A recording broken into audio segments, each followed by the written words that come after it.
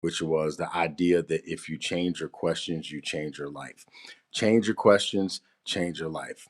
Every once in a while, I'll have an awareness that comes to me, something that's like profound that kind of changes the way I look at the world.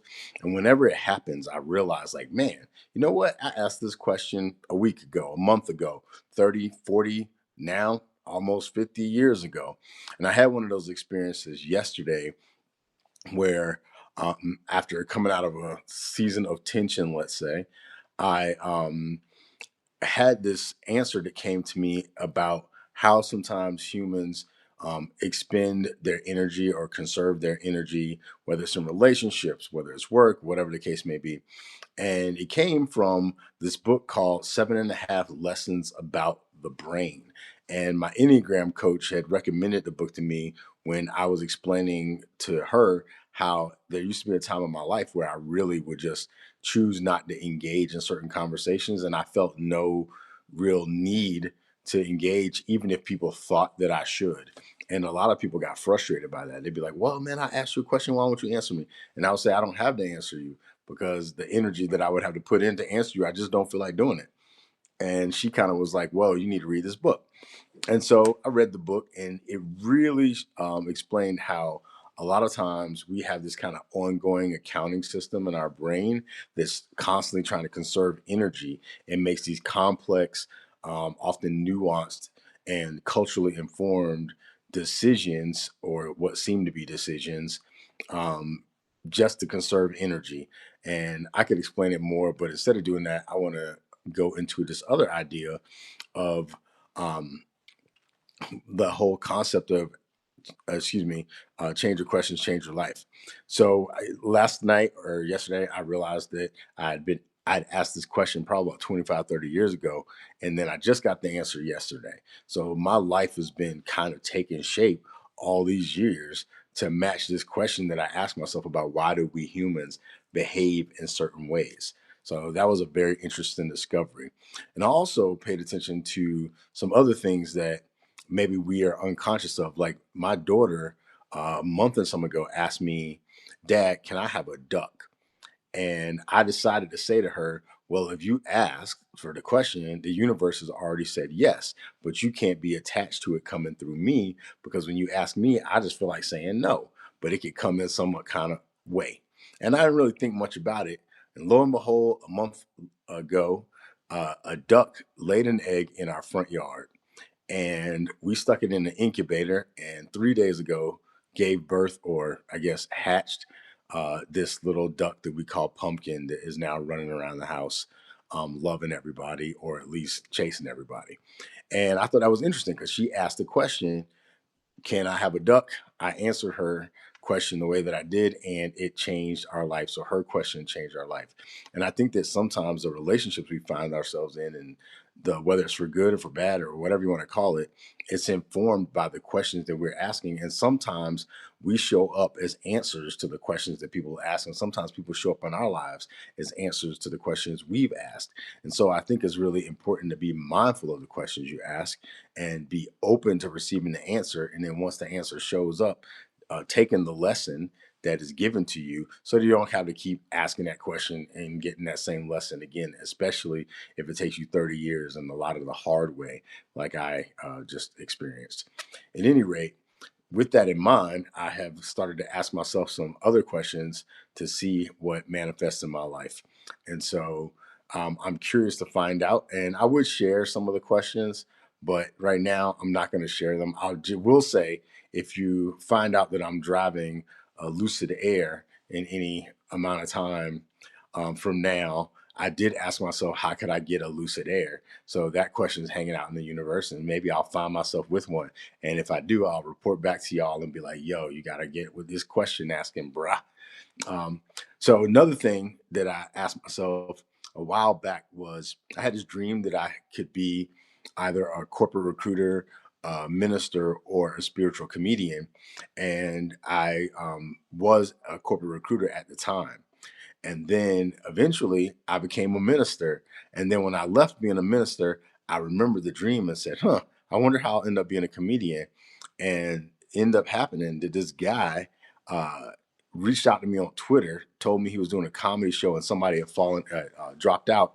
And I, unprompted by anything, he said he saw me delivering a eulogy at a homeless memorial. And for some reason, he thought that would make me stand out as a comedian. And so he invited me to do a set, and I've been doing comedy here and there ever since for the past 4 years. And I just did a set tonight. And I had some new material I wanted to test out, but I asked myself, will these people be able to get these jokes I'm going to tell? And I guess the answer was no, because the jokes that I did tell were not the jokes I actually thought or planned on telling. So I think like sometimes when you ask questions, your inner knowing picks up on the answer, and then you have to just surrender to that. So I guess I won't make this video long because it's pretty much midnight and I need to go to bed. You can tell I'm barely able to keep my eyes open. I'm trying my best. But at any rate, the I would just continue to say that, like, change the questions, change your life. And there's a lot of S, and by S I mean shit, happening in the world right now that is just goofy. And so I'm asking myself questions like, what would it take to transform the consciousness of humanity so that we can live in such a way that is conducive to the flourishing of all humankind, where we can reduce the wars or minimize or eliminate the wars completely, that people of every walk of life can survive, but not just survive, thrive, that we can create systems that are designed for flourishing and all of those things. Like, what will it take, and how can I be a contribution to that? So those are some questions that I'm asking myself, among other questions that are secret. Shh, I'm not going to tell you. But at any rate, but I encourage you to ask yourself some questions and be open to the possibilities of how the answers might show up in your life. And if this video speaks to you and you get something out of it and you ask some questions and some answers show up, man, please tell me, because I would love to hear it. It would be awesome to celebrate with people. So I'm going to ask, how can I get 10,000 subscribers to my Substack, 1,000 paid subscribers? Know what? Make that 2,000 paid subscribers so that I can not work as much and trying to figure out how to pay my bills. And just create, because there's so many things that I want to create for everyone. It's just naturally out of my expression. I want to create classes. I want to create scripts and movies and stories and all sorts of things. And I'm looking at probably using some of these AI tools to make some videos, because there's some things I really want to share with people. I've had so many stories every single night.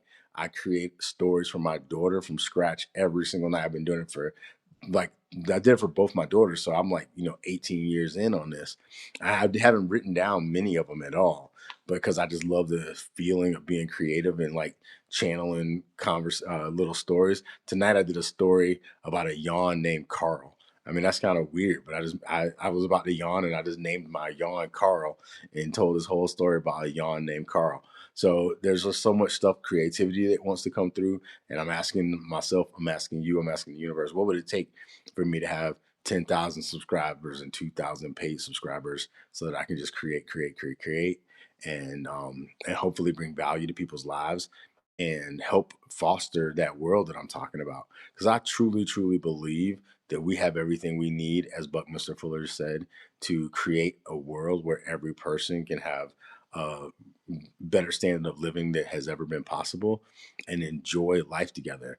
We have this situation right now, especially in America, where I said this on a note that I posted earlier when I was thinking about it, that in America, we basically try to invest our intelligence in creating weapons that can kill as many people as possible, as quickly as possible, with as great a distance. And that's where we focus our intelligence. And then after that, we focus on how can we like imprison as many people as possible for as long as possible with the least amount of crime committed on from those people.